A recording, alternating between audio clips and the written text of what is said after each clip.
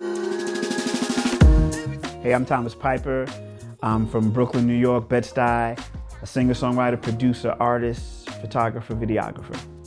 I guess I fell in love with New York first as a kid. Like, I liked all of New York. Brooklyn wasn't the same Brooklyn as it is now. And then maybe it changes a little too fast. It became this kind of hipster thing.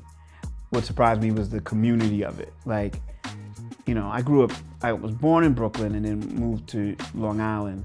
And you supposedly you would know everybody, but in Bed-Stuy, you actually know your neighbors. You actually, hey, what's good? And then you got talk and a thing. You know what I mean? You do those things. Whereas, and that became pretty much the thing that makes me love Bed-Stuy so much. Like, it's one of the reasons I wouldn't leave. I'm Trinidadian, so I'm like Best Bites, Ollie's. A lot of people who live in Brooklyn don't venture into the 50s.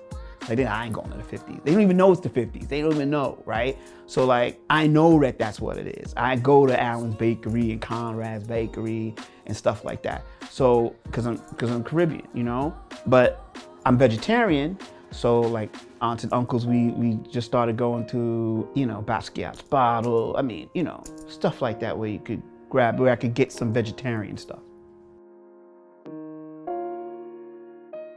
I think being in New York, like in Brooklyn too, like there's an Afrocentric-y thing that if you're here long enough, you may see. There's a hip hop thing. Well, I did this. I mean, I don't consider myself a designer, but I thought it would look cool. Yeah, this is my album cover shirt. Okay. Yeah, it's for my album Permission to Live.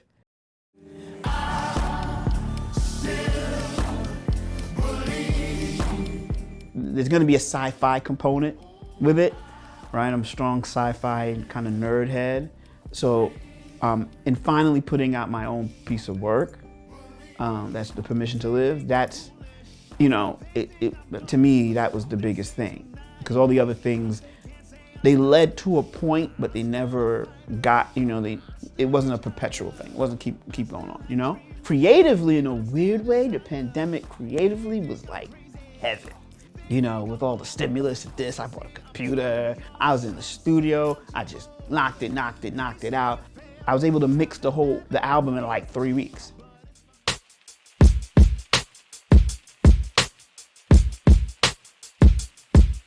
As a musician who makes his own music or whatever, and I listen to almost any genre naturally. Like, genre is not why I like a song. The music's why I like a song.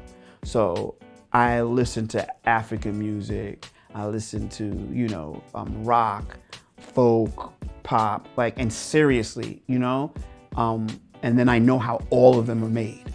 So I know, oh, okay, James Taylor uses this. You know what I mean? And if I'm gonna do, Brooklyn drill, they use this. The 808s is like this, the head like this, the rhythm's like that. My advice to up-and-coming artists is a couple of things. One, learn your craft. Learn the stuff that you don't want to do.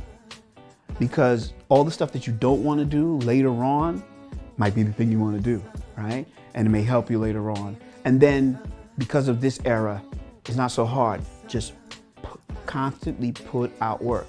The fan decides what they like, not you. So you decide what you're going to put out. So don't put out something that you think they're gonna like. Put out your best work. Because of social media, you could just let people hear. Don't worry about gatekeepers. Don't worry about any of that stuff. Just put out stuff now and be consistent. And that's it. It's really that simple. Like, just put it out. Once you're known, then everything will happen. I'm on all the streaming platforms. If you want to purchase, Bandcamp. So, but everywhere, Spotify, iTunes, Tidal, YouTube, it's everywhere.